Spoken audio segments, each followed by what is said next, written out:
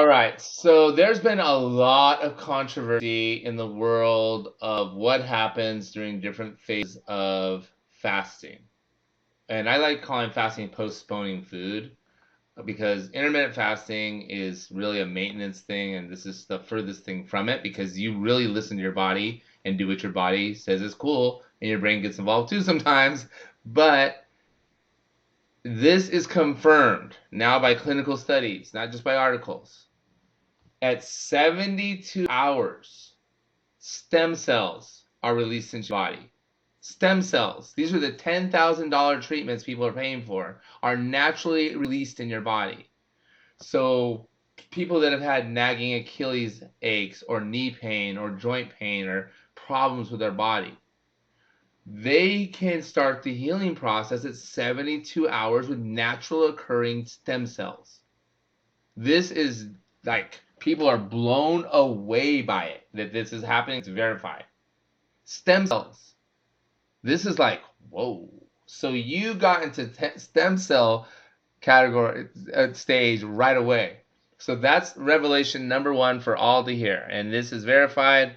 I'll put the clinical studies there in case you want to be a nerd like me. And I'll put I'd have to redo our whole fasting chart now because there's another one.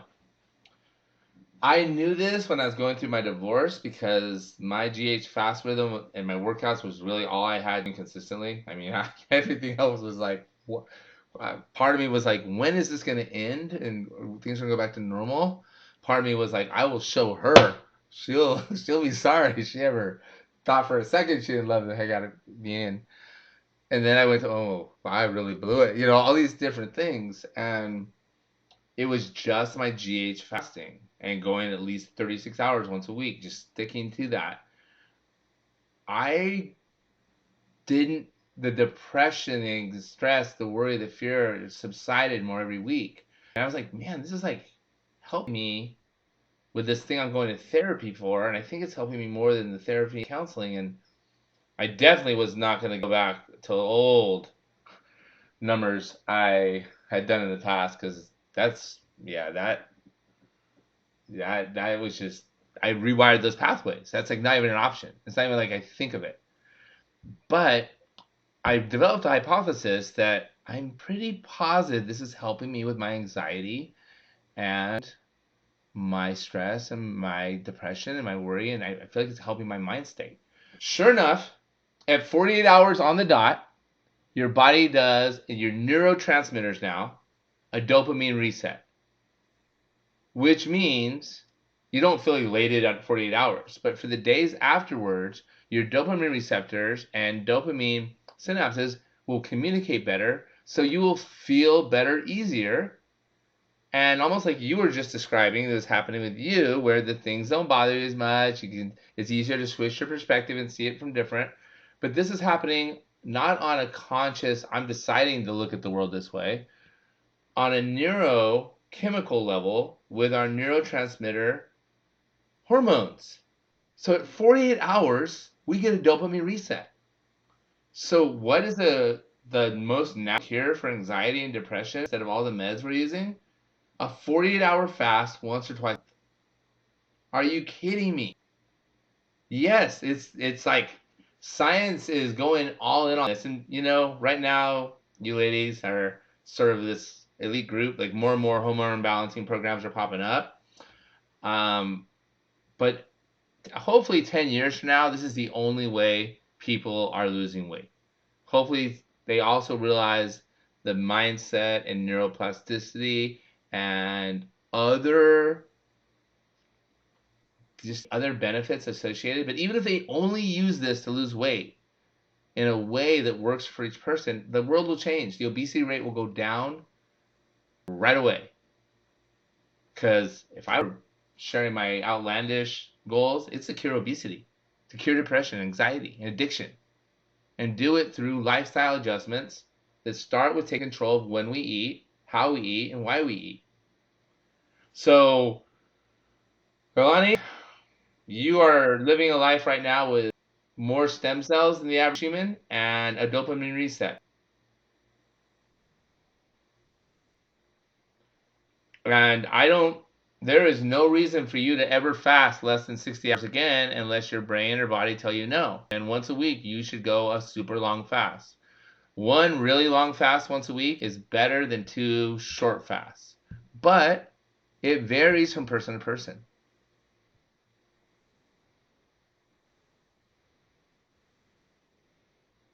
What phase they're in, how their body's changing, and how life's changing. So it is very dynamic. It is not all static or concrete. It wouldn't work if it was. But for you right now, from what you've seen, what we've shown, and what you just described, doing one fast of 60 hours a week, once a week, will be more beneficial than you ever shifting to short fasts a week. Because there's all these phases, and you don't have to go through every phase. We have to go through the phases till we find the works for you, but they are in a progressive, systemic way. But if someone can go 60 hours once a week or 72 hours once a week, that is going to be maximum benefit, especially at the beginning. And then we can switch it up where it's a 60-hour fast and then also a 36-hour fast. Because here's teaching moment number 2. This is very, very important. And I don't know if everyone, like Thomas DeLore talks about it a little bit. Dr. Berg doesn't talk about it at all, but it is verified and it is science at its best. It's not just the time we spend in the fasted state that's beneficial.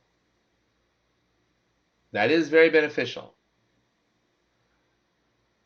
Numerous benefits come from the metabolic shift, meaning you're shifting from one energy source to the other. Because your body's like a hybrid car. You have gas engine, which we run most of the time. That's from the food we ate. And we'll just call the food we ate glucose, and we'll call glucose sugar, because it's exactly what it is. Because your body converts all food into glucose and sugar to use it for energy. Okay, that's what we're used to running on. And that's what most people run on all day long.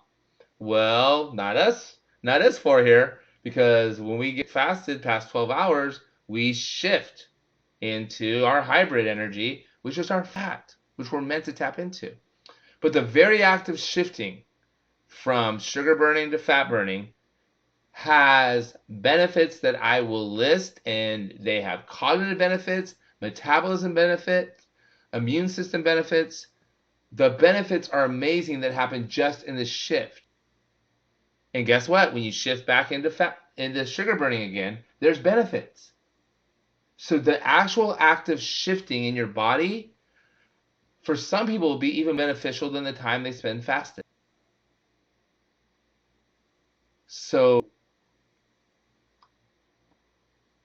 not getting married to one fasting schedule and having alterations from it, if nothing else, to change your shifting, to have more frequent shifts and to experiment with what feels better, a super long fast or 2 shorter fasts with more shifting.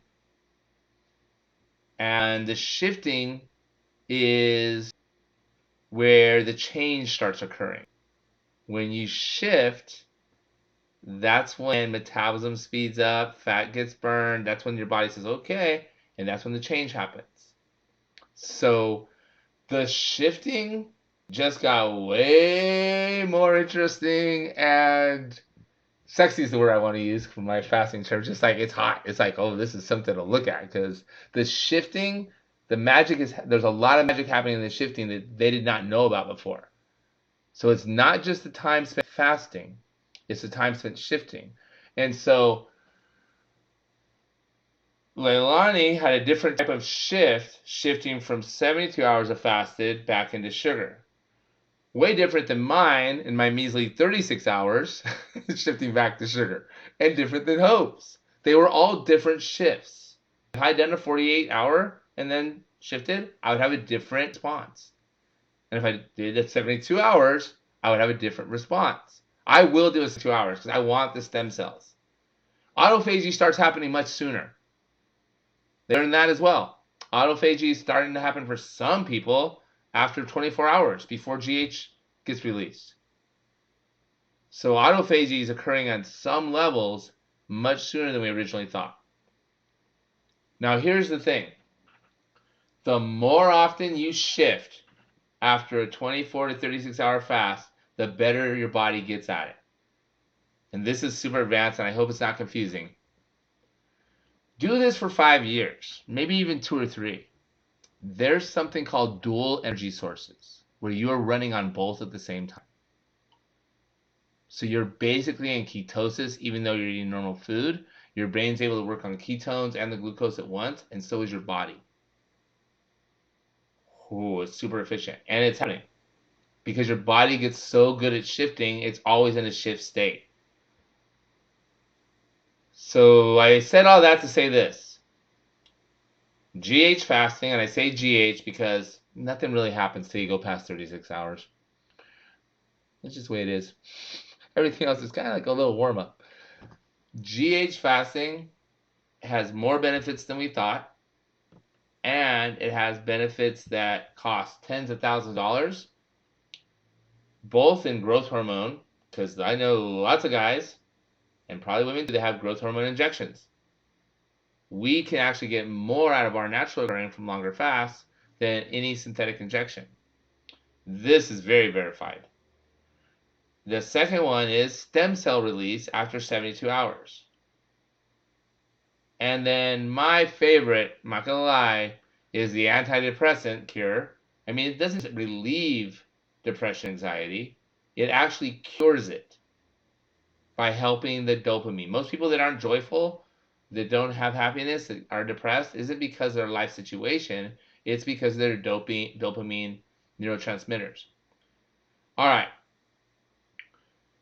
And Leilani, to clarify, this is my question about you. So I gave you the awesome news for you, the awesome news that applies to everyone, and my question to you. By the 72 hours fasted, that means 0 calories. No MCT oil in your coffee, which some people say doesn't break the fast. No vegetable juice. No celery. 0 calories.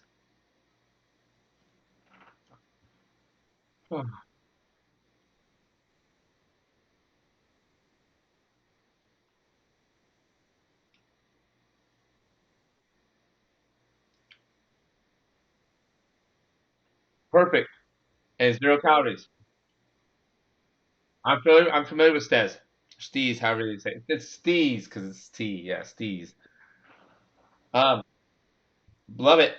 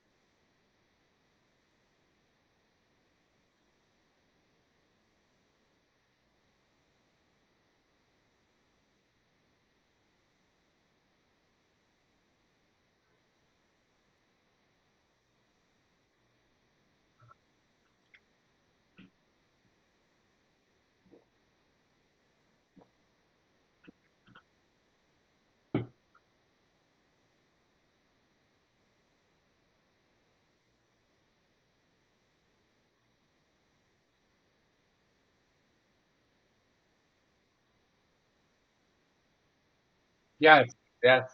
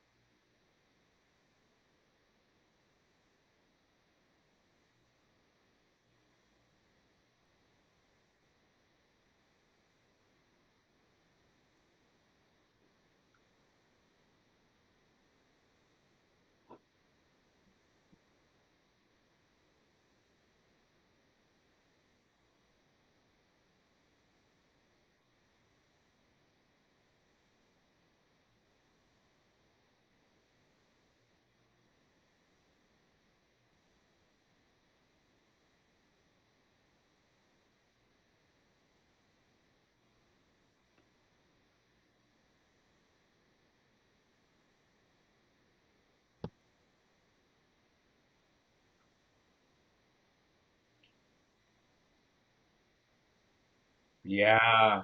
Because you did a metabolic shift, but you didn't shift all the way, and you didn't shift and eat like an adult. So you just teased your body. You dieted. You went into diet mode. Diet mode is the worst mode for our body almost. Diet mode means you've shifted back to sugar burning because you've consumed calories. As soon as you consume a calorie, it tells your body, okay, we're shifting energy sources again. All right, let's go. Eat like an adult. Feed me what I need then. Nope, sorry, you're only gonna get a little bit. I'm gonna starve you. Oh, that sucks. I'm gonna feel poopy then. And it does. But if you stay in your energy fat source, you feel fine. You feel great. But if you're gonna shift, you gotta shift. And with a 72-hour fast, breaking it with, I'm gonna just focus on the things you're doing right because a fast that long, this is a wonderful time to heal your gut. And I'm going to talk about belly biome in a bit because right now we fast for any time longer than 24 hours, even 36. 24, I think, is the magic formula. Our gut is open to healing.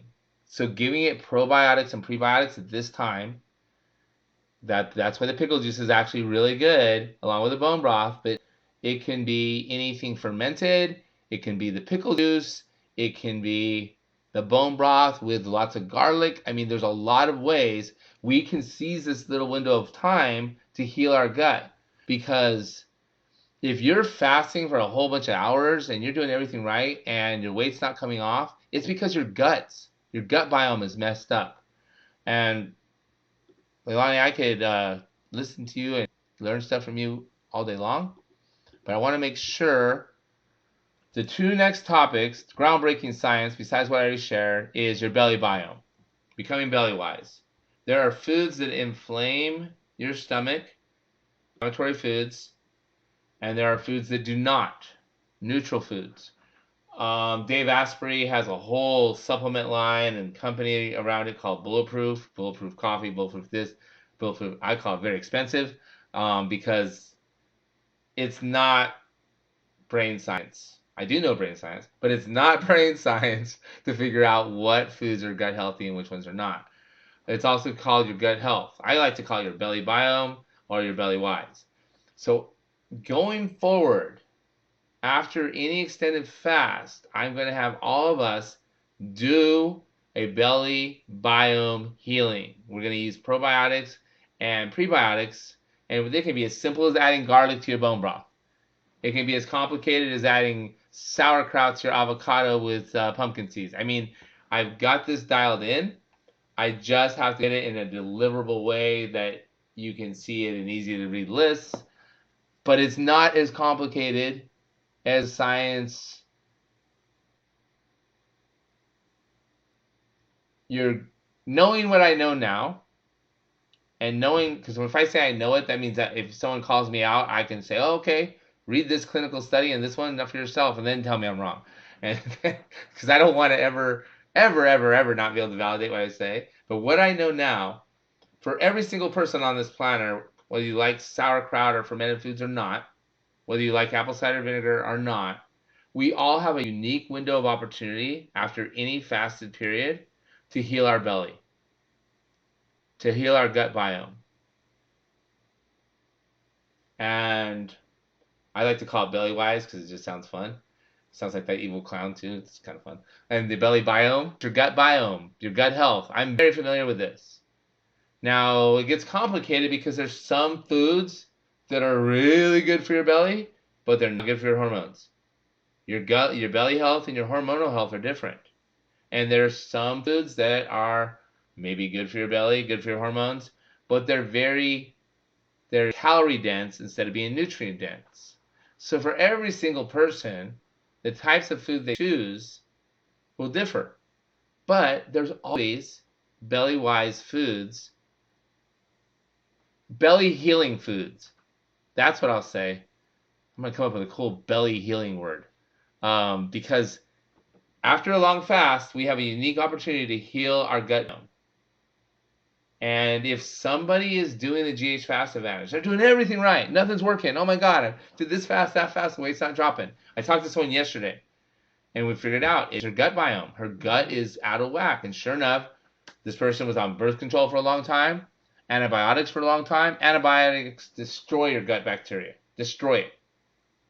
You have good bacteria and bad bacteria in your gut. And the good bacteria, if it's not doing its thing, sorry, Charlie, your gut's not going to do what we need it to do, and your hormones aren't either.